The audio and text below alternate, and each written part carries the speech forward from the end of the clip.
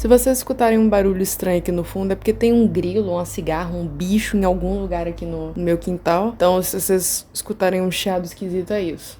Esse vídeo de hoje tem o potencial de ser o mais polêmico do meu canal, porque apesar de várias pessoas assistirem os meus vídeos, eu sei que o tipo de conteúdo que eu posto atrai um público bem específico, e esse vídeo vai servir de filtro. Dito isso, vamos falar de arte hoje, mais especificamente arte moderna. Eu já comentei aqui anteriormente que eu sou estudante de design e, obviamente, eu gosto muito de arte, e isso inclui sim arte moderna. E duas das minhas obras favoritas são Sem Título, um retrato de Ross em Los Angeles, e Sem Título, Amantes Perfeitos, ambas obras de Félix González Torres. A primeira, Um Retrato de Ross, consiste em uma pilha de doces ou balas depositadas no canto de uma sala e ela é reabastecida até ter exatamente 79 quilos. Mas como assim reabastecida, Laranjinha? Bom, os visitantes são encorajados a levar um doce. Então a escultura vai se deteriorando aos poucos ao longo do tempo e aí quando ela acaba, eles reabastecem com mais doces. A segunda, Amantes Perfeitos, são dois relógios idênticos pendurados um ao lado do outro, ambos marcando exatamente o mesmo horário, em sincronia. Conforme o tempo vai passando, a bateria dos relógios vai acabando, mas uma acaba primeiro do que a outra. Então, um dos relógios vai sair de sincronia primeiro. Falando assim, pode até parecer bobo, mas é porque eu ainda não contei o contexto dessas obras. Elas fazem parte de uma série de homenagens de Félix a seu então namorado Ross Laycock, que faleceu devido a complicações da AIDS em 1991. A pilha de doces são uma representação do próprio Ross, que a sua saúde foi se deteriorando aos poucos devido à doença, e 79 quilos era quanto ele pesava antes de ser diagnosticado. Os relógios são uma representação do luto de Félix, dois amantes em sincronia, mas eventualmente um deles se vai primeiro. Outras obras da série incluem Placebo, que tem uma premissa parecida com o Retrato de Ross, é uma escultura que se deteriora com o tempo, mas aqui os doces, 40 mil peças, pesando um total de 544 quilos, mais especificamente, representam os medicamentos placebo distribuídos aos pacientes soropositivos durante a crise de AIDS. Toronto é parecido com Amantes Perfeitos, né, que é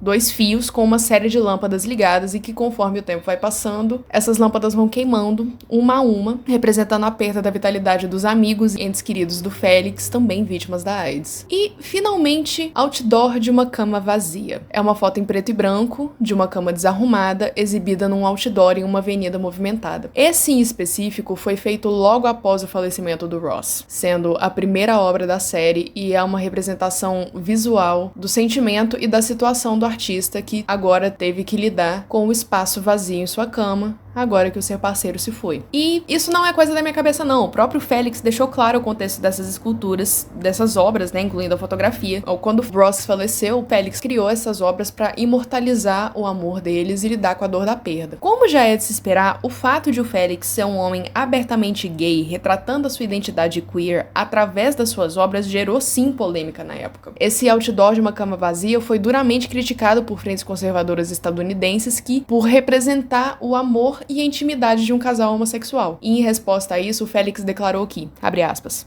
"O que estou tentando dizer é que não podemos dar a eles o que eles querem, o que eles esperam de nós.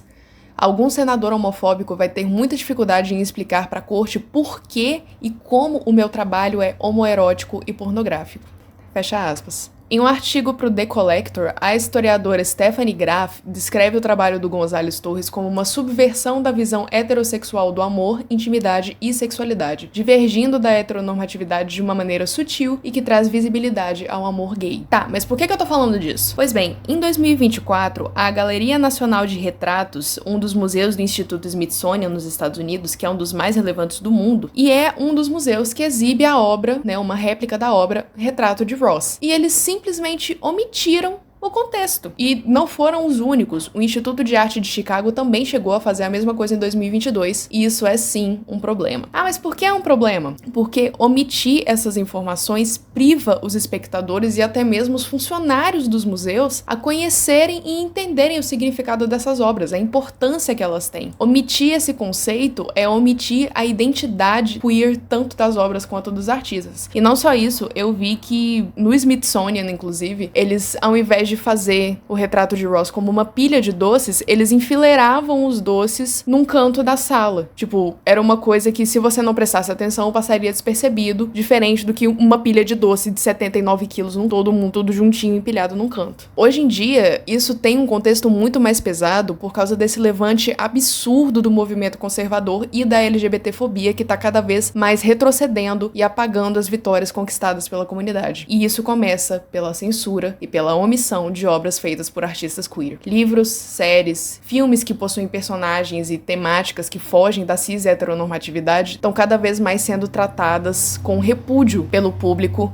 por causa dessa onda de terrorismo moral propagada pelo conservadorismo. Esse papinho furado de que os LGBT querem destruir a família tradicional, de gente sendo forçada a voltar pro armário, renunciando sexualidade em nome de religião, negando a própria existência. Deixa eu te falar uma coisa aqui, Deus não ia querer isso pra você não, tá? A sociedade tá ficando cada vez mais mente fechada, ainda mais do que já era. Personagens abertamente LGBT podem até ser mais presentes na mídia hoje em dia, mas essa identidade deles é suprimida, escondida. Um exemplo que eu consigo pensar aqui de cabeça é na novela Elas por Elas, que tinha um casal lésbico e elas nunca se beijaram durante a novela. Nem mesmo na cena do casamento das duas, onde o beijo delas foi cortado. Eles cortaram o beijo do casamento. Isso é um perigo, é pânico moral, é mamadeira de piroca, é homem que se finge de mulher pra abusar de mulher no banheiro. Estão tentando doutrinar as nossas crianças com kit gay. Só que nada disso existe. Isso não existe, é pânico moral. Mas sabe o que existe? Homem cis hétero fazendo punhetaço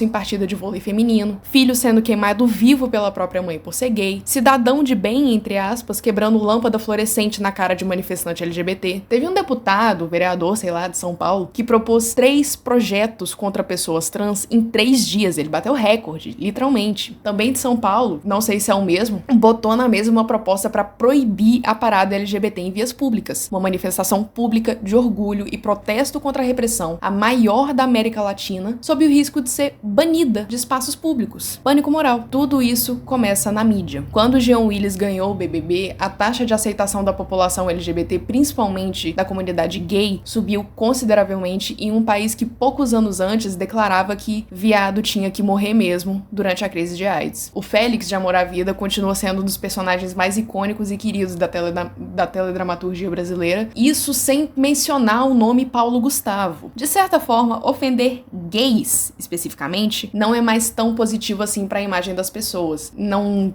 interessa a grande população igual era alguns anos atrás. Mas atacar pessoas trans te dá até um cargo político. Então, sim, tem que ter trans na novela, tem que ter sapatão no desenho, tem que ter escultura sobre a dor da comunidade LGBT durante a crise da AIDS. E tirar isso é apagar uma luta de décadas, quase séculos, por direitos que são negados a essa comunidade que, igual muitas pessoas já falaram, não quer nada mais do que viver a mediocridade da vida comum.